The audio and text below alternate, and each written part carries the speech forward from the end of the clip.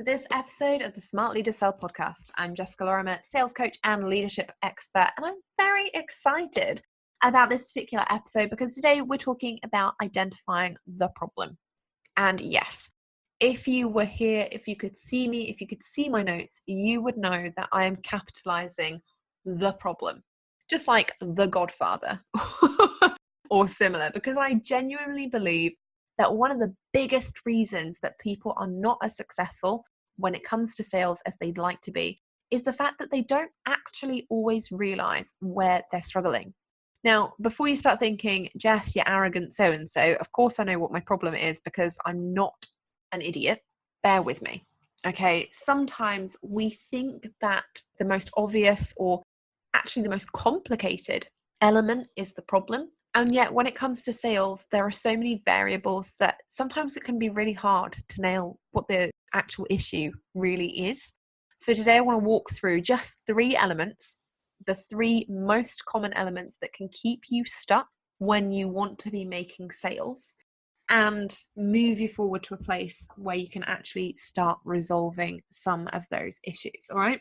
Now, this has all come about because I get a ton of people who come to me, and I had a few calls last week with people who were like, yeah, I think my problem's this. And when we actually worked through the process, we realized that their initial problem wasn't actually the main issue. And that actually there was something that was underlying, either strategically or in terms of mindset, that was really stopping them moving forward. Once we identified that problem, the people I'd been having calls with were able to move forward and take massive action. All right. So if you're somebody who has been struggling with a part of your sales process for a little while and you're like, oh, there's something there that's stopping me making the money that I really want to make, have a little think about whether it's one of these 3 problems and what you can do to solve it. So the first thing that I always hear is, Jess, I need more leads. Okay. And pretty much every discovery call I've ever had, when I've asked people, why do you think you are not selling the amount of products, programs, or services that you want to be, they all say, I don't have enough leads. Okay. And it's very, very rare that anyone gives me any other reason. All right. So if you are somebody who's thinking, actually, I don't have an audience that buys, or I don't have enough of an audience, or my audience are happy to take everything for free, but total crickets when I want to sell something, you are not alone. Okay, like I say, the majority of discovery calls that I've done over the last 4 years are people who think that their problem is a traffic problem, okay, a lead generation problem. Unfortunately, that's not always the case. Okay, so how do you know if you have a traffic problem and not one of the other issues? So the simple way to define a traffic problem is to look at the amount of new leads you are bringing into your business every single week. And when we say new leads, we're not talking about, hey, has your nan signed up for your email list? We're talking about how many qualified leads are you bringing into your business every single week. Now, there's no right number, okay? And it's not always obvious by people's email addresses that they are your ideal clients in costume. However, there are a few easy ways to tell if you're bringing in your ideal clients or potential ideal clients versus people who are perhaps not as engaged with your content. The way that really works for me is to have a simple welcome sequence. Okay, so on my emails, I have a super simple email automation sequence that is set to go off whenever somebody joins my list. So whenever somebody downloads something for free, they get sent a really cool email sequence with a couple of other free things. So they get a couple of case studies and they get some emails from me that just say, hey, this is who I am. This is what I do. This is my business. This is what you can expect from me. And the reason that we do that really early is because it gives the people ability to do 2 things. One, it gives them the ability to unsubscribe. If they get that first welcome email and they think, oh God, she sounds awful, I don't want to listen to her podcast or read her blog or get any other information from her, then they know because we set it out early. This is what we're going to do. This is what we're going to put in front of you. They can unsubscribe. They can leave my tribe. So I know that that person was not a qualified lead. The second thing that they can do, however, is they can actually continue with the welcome sequence and they can click on things. And by clicking on things, by going and engaging with different pieces of content, we can tell that person is genuinely interested and genuinely invested in making a difference in their business when it comes to sales. Okay? And that's the easiest way to understand, do I have a traffic problem? You can always increase your traffic by going out and promoting more. You can use paid advertising, you can do it organically, it doesn't matter. But if you're getting the wrong traffic in the first place, you're going to have a problem later on when it comes to selling to them, because they're not going to want what you are selling. So when it comes to identifying, is this problem traffic? The questions you have to ask yourself are the people that I'm attracting doing anything else with my content after they subscribe to me? So after they join my Facebook group, are they participating? Are they commenting? Are they engaging with my posts? After they join my email list, are they reading my welcome sequence? Are they opening my emails? Are they clicking through to other resources? When someone goes on your website, are they clicking through to multiple pages, or are they bouncing straight away? Are they opting in to your latest freebie? Okay, that's how you can understand if your problem is traffic. Because like I say, some people will get to a point, they'll be like, look, Jess, I don't have enough traffic. That's a totally different ballgame. But starting to identify why your products or programs or services aren't selling like you want is all about saying, am I putting the right people in front of them? Okay, is it qualified traffic? So that's the question I want you to start asking yourself. Not, am I getting enough people? I want you to start thinking, am I getting the right people? Okay. Now, the second thing, when it comes to identifying where the problem lies with your sales strategy and understanding why things are working or why they're not working as well as you'd hoped, is the offer. Now, this is something that honestly, whenever I've asked the question on a discovery call, on a podcast episode, on anything, what do you think your biggest problem is when it comes to sales? People have never said, I think it's my offer.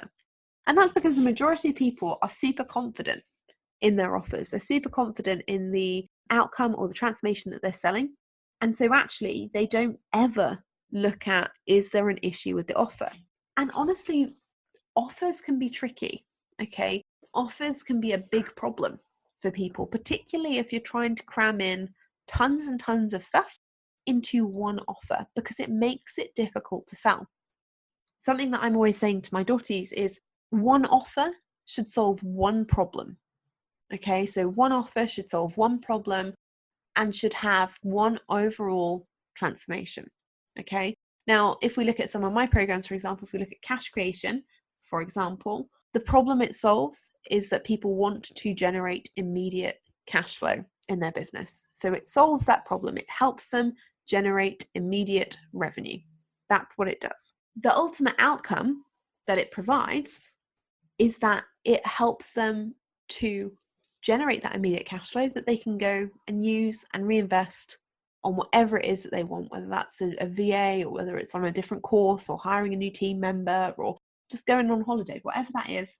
The transformation, the outcome that it offers, the overall one is that it helps them make money. So it solves the problem of not making money.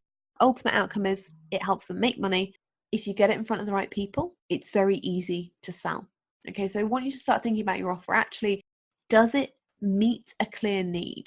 Okay, and hopefully you're doing this, you're creating this offer based on market research. All right, you're going out to the audience that you have and you're saying, what is your biggest problem right now? Where are you struggling? How can I help you? And you're creating offers around their feedback rather than just creating these endless 12-week programs that try and jam every single thing in. I remember when I started out in the kind of business coaching space and everyone was doing a 12-week program, and week 1 you always did, your ideal client, and week 2 you always did branding, and week 3 was always your website, and actually sales was like week 9. And I was just kind of thinking that if people have shelled out for all of this stuff, by week 9 they'll have needed to make a bunch more money, and that'll be frustrating for them. So you've got to really be thinking about this offer and think about, is it easy for your audience to access? Does it solve the major pain point that they're currently struggling with? Is there a clear outcome, intangible or tangible, that you can explain passionately so that they really know why you're selling it and why it would be right for them? Okay. That's the second thing that you need to think about when you're looking at problem identification. Is it the traffic? Is it the offer? And then finally, is it your close? Okay. So when I was in corporate, my boss, my boss always used to yell many things at me. But one of the things that he stuck into my brain for about 5 years was the ABCs of sales. Okay. So some people have the ABCs when it comes to resuscitation, which is much more useful, I'd imagine. I have the ABCs of selling. And my boss used to yell every single morning, always be closing, always be closing. And it didn't matter. Like, you could go to him with 10 deals, like 10 potential deals on the whiteboard, and he'd be like, always be closing. Where's the money? Have they signed on the dotted line? And if you said no, he'd say, well, it doesn't count because they haven't been closed. And this is the most common thing that I see with business owners, is that often what will happen is they'll have multiple potential deals on the table. Okay, they'll have people that they spoke to on a discovery call who was a maybe, and they haven't followed up yet because what if they say no? They might have had Facebook conversations with people who are like, oh, I'm kind of interested in your program, but haven't bought yet. And they don't want to follow up because what if it's a no? And it's this idea of closing that is a real problem for people. Now, you can call it what you want. I call it closing because I've heard, always be closing, Jess, in my ears for so many years that I can't think of it as anything else. But, you know, if you're somebody who wants to think about sales differently, you might call it enrolling. You might call it registering. It doesn't matter what you call it. The word doesn't matter, but the actual tool really does. Because a lot of the people who come to me and think that their problem is traffic, so a lot of the people who come and go, I need more leads, Jess, I need more leads. When we actually dig in, we say, okay, well, how many discovery calls have you run in the last month? And they go 10, for example. And I say, okay, how many of you closed? How many of those people became paying clients? Some of them will say none or one, right? Now, the average person will have a 25% close rate. Okay, so the average person will be able to sell 25% of people. Okay, so if you have 4, like it's one in 4 sales calls, they'll get a yes. That means if you had a program and you wanted to sell 10 spaces, you'd have to do 40 discovery calls. That's actually quite a lot. That's a lot of time, especially if you're spending 30 minutes to an hour on each one. That's between 20 and 40 hours of work that goes into getting those people, those 10 people, into one program. All right. And so actually monitoring your close rate is really, really important. And it's one of those things that is the difference between somebody who's making 5K a month consistently and somebody who's making 10K, is that their close rate gets better. All right. Or that they can apply it in a group environment. So not only can they close on the phone, they can close the one-to-one calls, or they can enroll or register the one-to-one participants, but also they can do this group close. And that's what you'll typically see on webinars, when people are selling through webinars or selling through challenges or selling in a social media setting, is this idea of a group close. Okay. So if you're somebody who's thinking, okay, I've got a traffic problem, I've got no leads, or I've got very few leads, or, you know, I'm getting traffic, but it's all wrong. I want you to think about whether it's traffic or whether it's actually that you're getting them on calls and they're not buying. Okay, and it's that close piece. And if it is the close piece, go back, especially if it's about the discovery calls, you know, and you're somebody who's like, oh, actually my close rate is lower than 25%, or I just want to really increase my close rate on my sales calls. Listen to the first episode of this podcast, the Never Hear Another No on a Sales Call episode, and it gives you my structure. All right, it gives you my exact structure for running these sales calls so that you can increase your sales call efficiency and effectiveness to above 80%. Okay, now that's huge, because if you wanted to close 80% of sales calls, you'd be closing 3 out of 4. You know, and that makes a massive, massive difference to the time that you have to put in to sell something, the time that it takes to close somebody, and the effort that it takes to sell out a launch. All right, if your close rate gets better, it's so much easier for you to sell.